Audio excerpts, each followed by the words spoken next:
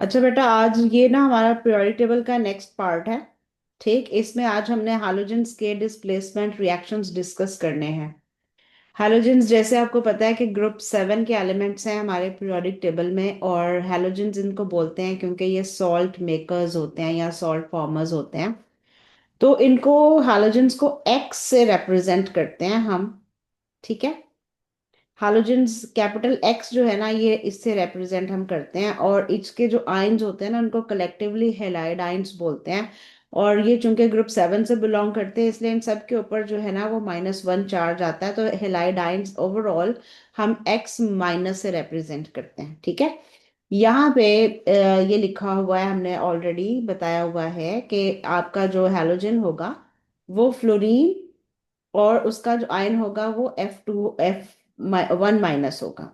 Cl2, और उसका जो आयन होगा वो Cl-। Br2, उसका आयन Br-। आयोडीन, उसका आयन I-। एस्टाटीन जो होगा उसका आयन जो होगा वो At- होगा। ठीक है, इस तरह से आपने देखना है कि ये मॉलिक्यूलर फॉर्म में, और हमारे पास जो है ये आपके आयनिक फॉर्म में होते हैं। और ये चूंकि इनकी reactivity down the group decrease करती है ना, तो जो फ्लोराइड आयंस है ना, ये प्रेफर करेंगे कि हम फ्लोराइड आयंस की फॉर्म में ही रहें, कि इन्होंने जो इलेक्ट्रॉन गेन किया हुआ है ये उसको रिटर्न करने में बहुत जल्दी नहीं करते। ठीक है, तो अब होता क्या है कि जब आपने कोई ऐसा रिएक्शन करना है कि जिसमें आपके पास फ्लोराइड आयंस मौजूद हैं, तो वो कभी भी डिस्प्लेस नहीं होंगे किसी लेस रिएक्टिव हैलोजन से। ठीक, क्योंकि reactivity down the group decrease हो रही है। इसका मतलब है कि डाउन द ग्रुप हैलोजेंस की इलेक्ट्रॉन एक्सेप्टिंग एबिलिटी जो है वो कम होती जा रही है। ठीक, तो जब जो है आपकी इलेक्ट्रॉन एक्सेप्टिंग एबिलिटी कम होती जाती है, वो इलेक्ट्रॉन्स को गेन नहीं करते, तो उनके ऊपर माइनस चार्ज आना मुश्किल हो जाता है। तो अगर आप रिएक्टिविटी के हिसाब से देखते हैं, तो फ्लोराइड आयन जो हैं वो मौजूदगी में, अपनी मौजूदगी में किसी दूसरे आयन को जगह नहीं देते। इसी तरह अगर आप एलिमेंट्स की बात करें, तो fluorine can replace iodine, chlorine can replace bromine, bromine can replace iodine, iodine can replace astatine, but this outward order is not possible. ठीक है, ये जो आपका, अगर आप ये कहें कि एस्टाटाइड आयंस जो हैं वो, या एस्टाटीन जो है वो आयोडाइड आयंस को रिप्लेस कर ले, या आयोडाइड आयंस जो है वो ब्रोमीन को रिप्लेस कर ले, ऐसा नहीं होगा। ठीक है, तो इसलिए डिस्प्लेसमेंट रिएक्शंस में क्या होता है, क्या reactive element displaces the less reactive ion from its aqueous solution. Ion को उसने रिप्लेस करना है, आयन को रिप्लेस करेगा तो वो आयन को एलिमेंट में कन्वर्ट कर देगा। ठीक है, यानी कि उसका इलेक्ट्रॉन जो उसने गेन किया होगा वो खुद ले लेगा, और उसके जो है चार्ज को खत्म कर देगा, और उसको एज एन एलिमेंट उसको जो है वो ऑक्सीडाइज कर देगा। ठीक हो गया? ओके, तो ये रिडॉक्स रिएक्शंस होते हैं। डिस्प्लेसमेंट रिएक्शंस जो होते हैं ना, ये रिडॉक्स रिएक्शंस होते हैं। तो रिडॉक्स रिएक्शन फॉर एग्जांपल हम यहाँ से स्टार्ट करते हैं, फ्लोरीन से ही स्टार्ट करते हैं कि फ्लोरीन है आपके पास F2। अब ये एलिमेंट फॉर्म में है, डायटोमिक मॉलिक्यूल है, इसने कोवलेंट बॉन्ड बनाया हुआ है, लेकिन अगर इसको आप किसी ऐसी सोल्यूशन में डालते हैं कि जिसमें क्लोराइड आयंस हों, या वट एवर कोई भी आपका ऐसा हेलाइड आयन है जो बिलो द फ्लोरीन है, उनमें से कोई भी अगर हेलाइड आयन मौजूद होगा, तो ये उसको डिस्प्लेस करके उसकी जगह पे खुद आयन बना लेगा। ये देखो, खुद जो है वो उसने नेगेटिव चार्ज गेन कर लिया क्लोरीन से, और क्लोरीन को एलिमेंट की फॉर्म में उसमें बाहर निकाल दिया, और अब उसके ऊपर जो चार्ज है वो 0 है। तो इसलिए इसको हम कहते हैं कि these are the redox reaction. इसमें इलेक्ट्रॉन्स का ट्रांसफर भी होता है, gain and loss of electron होता है, और ऑब्वियसली जो ज्यादा रिएक्टिव होता है वो इलेक्ट्रॉन गेन करता है, जो लेस रिएक्टिव होता है वो इलेक्ट्रॉन लूज करता है। तो सोडियम आयंस जो है, या पोटेशियम आयंस, यहाँ पे हम ग्रुप 1 का कोई सॉल्ट यूज करते हैं, क्योंकि वो एक तो कलरलेस होता है, और दूसरा ये कि वो सारा सॉलेबल होता है, इसलिए उसमें जितने भी आपके हेलाइड आयंस होंगे वो सारे के सारे एक्वस सॉल्यूशन में आयंस की फॉर्म में मौजूद होंगे, जिनको डिस्प्लेस करना या ना करना बहुत आसान होता है। ठीक, तो ये जो रिएक्शंस आते हैं इसमें आपके पास जो है इसकी ऑब्जर्वेशंस लाजमी आती हैं, क्योंकि ये कलर्ड एलिमेंट्स हैं, और जहाँ कहीं कलर्ड एलिमेंट्स होंगे, जहाँ कहीं गैसेस बनेंगी, वहां पे आपसे ऑब्जर्वेशंस इसकी लाजमी पूछी जाती हैं। तो यहाँ पे ऑब्जर्वेशन क्या होगी कि bubbles of green yellow gas will form, ठीक है। तो ये क्लोरीन गैस फॉर्म में आएगी, तो ग्रीनिश येलो बबल्स जो हैं वो इसके निकलेंगे, ठीक हो गया। तो ऑब्जर्वेशन होती क्या है? ऑब्जर्वेशन ऐसी चेंज होती है जो आप देख सकते हैं, जैसे फॉर एग्जाम्पल कोई कलर चेंज हो रहा है, जैसे फॉर एग्जांपल कोई सॉलिड डिसअपियर हो रहा है, जैसे कोई सॉलिड अपीयर हो रहा है, ठीक है। जैसे कोई प्रेसिपिटेट्स बन रहे हैं, या आपको कहीं से एफरवेसेंस या बबलिंग या फिजिंग होती हुई दिखाई देती है। तो ऑब्जर्वेशन का ताल्लुक जो है वो देखने से है, ठीक। समटाइम्स स्टूडेंट इसमें पीएच चेंज के बारे में लिख रहे होते हैं, तो पीएच चेंज जो है वो आप देख नहीं सकते, ठीक है।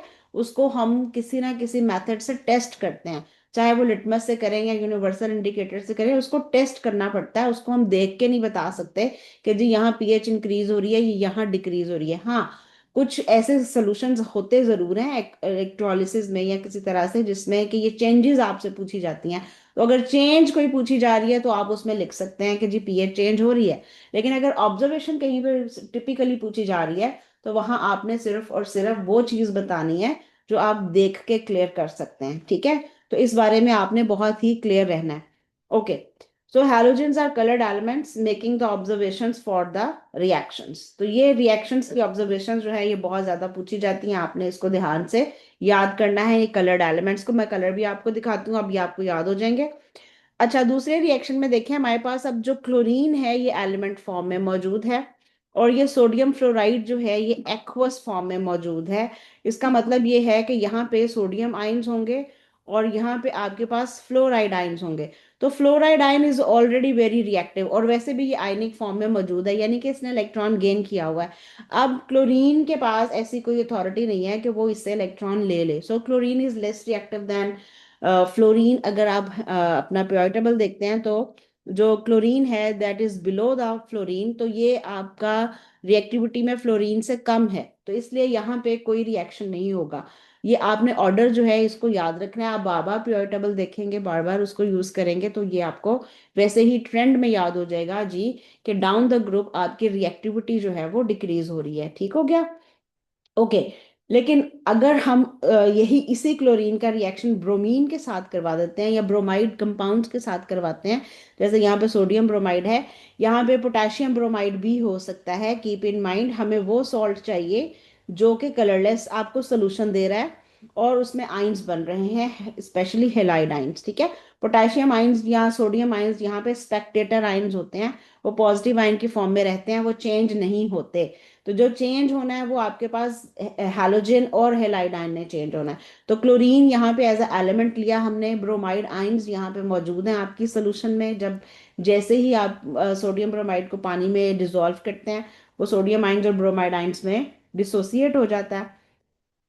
अब ब्रोमीन जो है उसकी रिएक्टिविटी कम है आपके क्लोरीन से। तो जब आयंस बनने की बारी आएगी तो ऑब्वियसली क्लोरीन आयन बनाएगा एज कंपेयर टू ब्रोमीन, तो वो ब्रोमीन से अपना इलेक्ट्रॉन ले लेगा, और उसके बाद जो है वो खुद ब्रोमीन जो है वो जीरो स्टेट पे आ जाएगा, यानी कि ऑक्सीडाइज हो जाएगा फ्रॉम माइनस टू जीरो।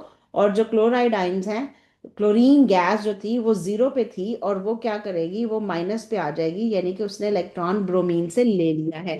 ये इस तरह से आपके रिडॉक्स रिएक्शंस के साथ डिस्प्लेसमेंट रिएक्शन भी हो जाते हैं कि एक एलिमेंट जो है उसने दूसरे को रिप्लेस कर दिया। तो अब यहाँ पे भी ऑब्जर्वेशन होगी ऑब्वियसली। यहाँ पे आपके पास ऑब्जर्वेशन आती है ऑरेंज और ब्राउन कलर्ड सोल्यूशन, क्योंकि अब ब्रोमीन जो है वो एक्वस फॉर्म में आपके पास आ गया, उसने आपकी कलरलेस सोल्यूशन को चेंज कर दिया इनटू ब्राउन कलर, ठीक है, या ऑरेंज कलर, दोनों ही लिखे जाते हैं। थोड़ा सा कंसंट्रेशन की बात होती है, मोस्टली हम ब्रोमीन को, ब्रोमीन सोल्यूशन जब आती है तो उसको ऑरेंज कलर में लिखते हैं, ठीक हो गया। ओके, उसके बाद नेक्स्ट है कि अगर आपके पास ब्रोमीन है, क्या वो आयोडाइड आयंस को रिप्लेस कर सकती है? बिल्कुल रिप्लेस कर सकती है, क्योंकि अब iodide ions they have less ability to gain the electrons as compare to the bromine. तो ब्रोमीन जो है उसने इलेक्ट्रॉन्स गेन कर लेने हैं और उसने नेगेटिव फॉर्म में आ जाना है। ये देखें यहाँ पे वो नेगेटिव फॉर्म में आ जाएगी, और आयोडीन जो है ये जीरो फॉर्म में आ जाएगी, यानी कि ऑक्सीडाइज हो जाएगी। तो इस वजह से यहाँ पे अब आपका रिएक्शन जो है वो पॉसिबल होगा। तो यहाँ पे ऑब्जर्वेशन आपने क्या लिखनी है ग्रे ब्लैक सॉलिड लिखना है या ब्राउन सोल्यूशन लिखनी है, दोनों पूछी जा सकती हैं। अगर एक्वस आपको इक्वेशन में दिया हुआ है तो आप ब्राउन सोल्यूशन लिखेंगे, अगर सॉलिड दिया हुआ है आपको इक्वेशन में तो फिर आप ग्रे ब्लैक सॉलिड लिखेंगे, क्योंकि आयोडीन जो है वो रूम टेम्परेचर पर सॉलिड फॉर्म में होता है। इसी तरह एस्टाटीन की अगर बात करते हैं तो एस्टाटीन जो है वो भी लेस रिएक्टिव है। उसकी ऑब्जर्वेशन में आपके पास ब्लैक सॉलिड या ब्लैक डिपॉजिट आएगा। ठीक हो गया। अच्छा, उसके अलावा जो है कुछ ऐसे रैंडम डिस्प्लेसमेंट रिएक्शंस यानी कि सीक्वेंस वाइज नहीं है, लेकिन कोई लेस रिएक्टिव हैलाइड आयन जो हैं वो किसी मोर रिएक्टिव हैलोजन से डिस्प्लेस हो सकते हैं। ठीक है। तो इस तरह से ये दो इक्वेशंस आपके पास मैं लिखी हुई आपको नजर आ रही होंगी कि ये क्लोरीन है, लेकिन आयोडाइड आयन से वो ज्यादा ऊपर है, उसकी रिएक्टिविटी में ज्यादा डिफरेंस है। तो ऑब्वियसली वो भी आपको रिएक्शन देगा, because chlorine is more reactive than iodine. तो वो उसके आयंस को डिस्प्लेस कर देगा, खुद इलेक्ट्रॉन ले लेगा क्लोरीन और आयोडीन को वो ऑक्सीडाइज कर देगा। इसी तरह फ्लोरीन है, वो अपने से नीचे किसी भी हेलाइड आयन को उसकी एक्वस सॉल्यूशन से रिमूव कर सकता है, उसके इलेक्ट्रॉन्स खुद ले लेगा तो रिड्यूस हो जाएगा, और जहां से उसने इलेक्ट्रॉन गेन कर लिए हैं वो आपका ऑक्सीडाइज हो जाएगा। तो ये ऑक्सीडेशन, रिडक्शन और डिस्प्लेसमेंट ऑलमोस्ट जो है एक ही जैसा कॉन्सेप्ट होता है। तो इसको मोस्टली मैं तो रिडॉक्स रिएक्शंस के साथ ही पढ़ाना प्रेफर करती हूँ, लेकिन चूंकि हमने ये पीरियोडिक टेबल वाला टॉपिक कंप्लीट करना था तो इसलिए मैंने यहाँ पे इसको आपको क्लियर कर दिया है। ठीक, इसके अलावा अगर कोई ऐसी चीज़ है जो आपको नहीं समझ आई तो वो आप मुझे बता सकते हैं, ताकि फिर हम उसको जो है ना कंप्लीट कर लें कि जी ये बात आपसे नहीं हुई या ये आपसे नहीं हुआ क्वेश्चन, तो वो हम उसको कंप्लीट कर लेंगे। ओके, अब ये देखें, ये कुछ कलर्स हैं, ये आपको नजर आ रहे होंगे। ये आपके पास फ्लोरीन है, this is a pale yellow gas. ये आपके सिलेबस में मेंशन नहीं है, आपके सिलेबस में सिर्फ क्लोरीन और ब्रोमीन और आयोडीन जो हैं ये मेंशन है। ठीक हो गया, ये क्लोरीन मेंशन है आपके सिलेबस में, ब्रोमीन मेंशन है और आपके सिलेबस में आयोडीन मेंशन है।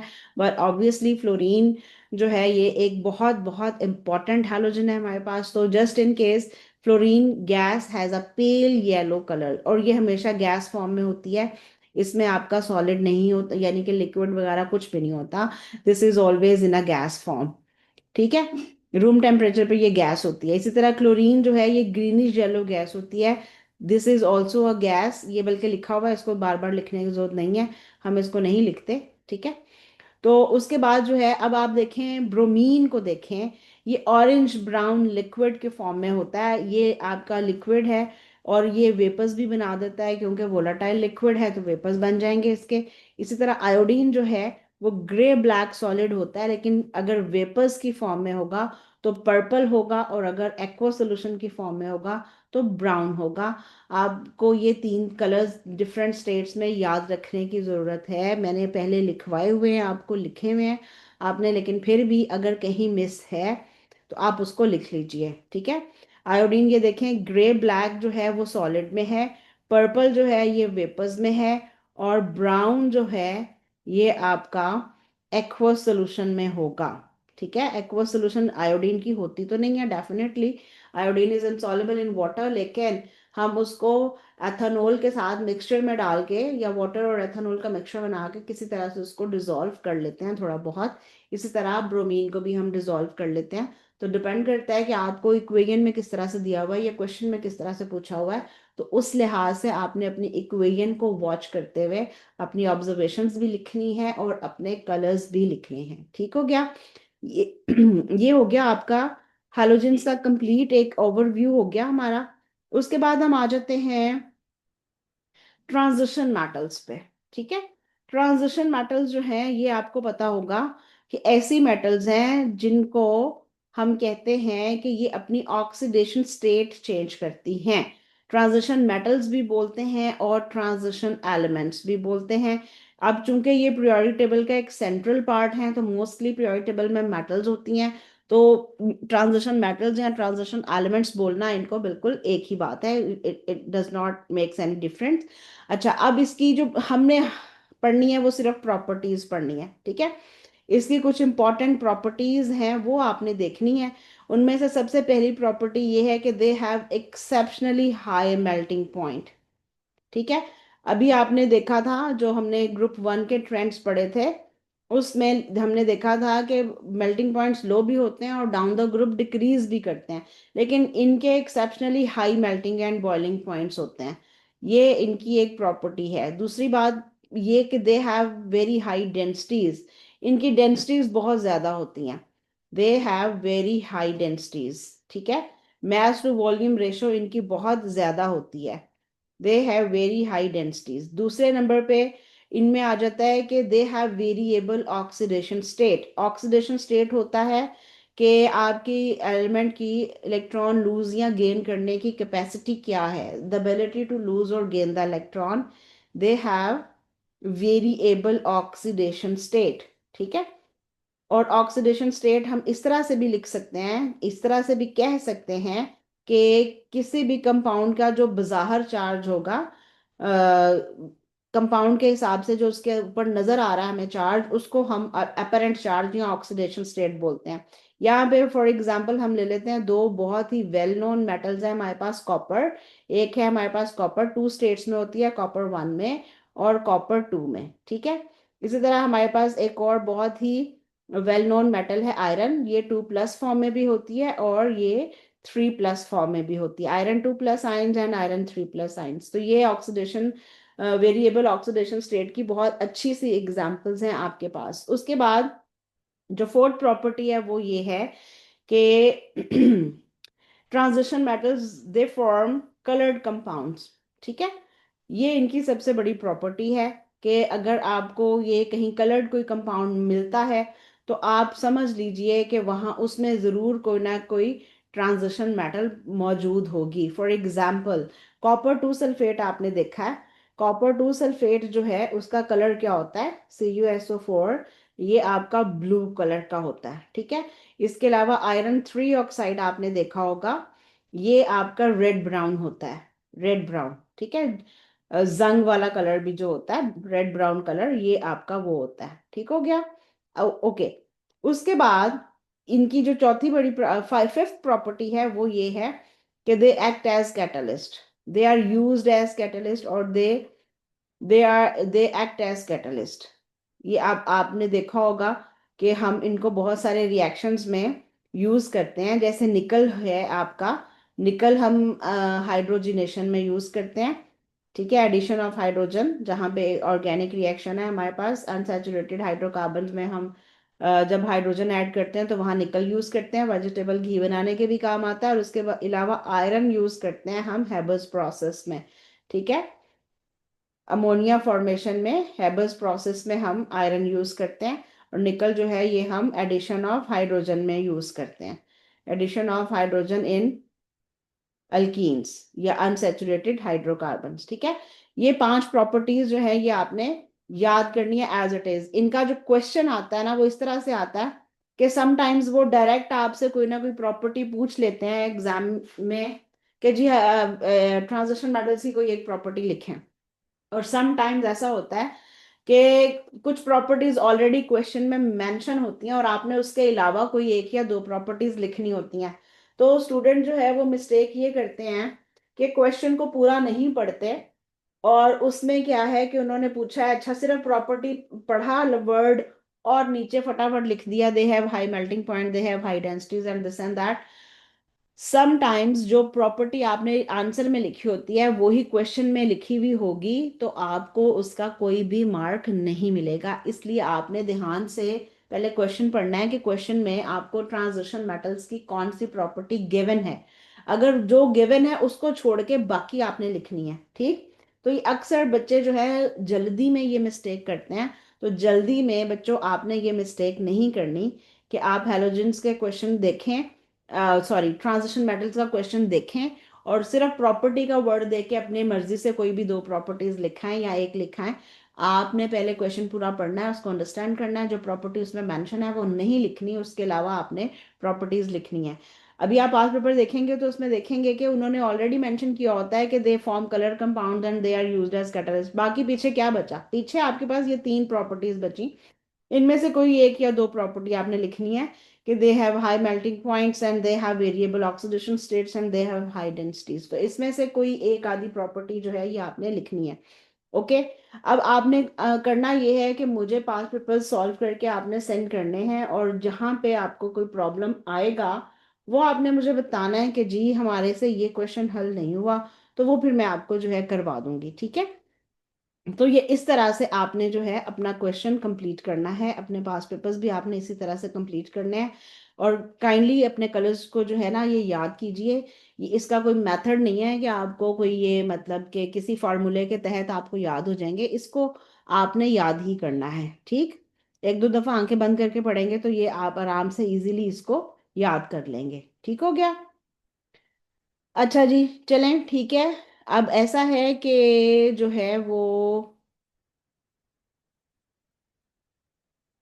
हम कर लेते हैं, कोई क्वेश्चन अगर आप मुझे सेंड कर दें तो उसको हम देख लेते हैं, क्वेश्चन हम कर लेते हैं, ठीक है।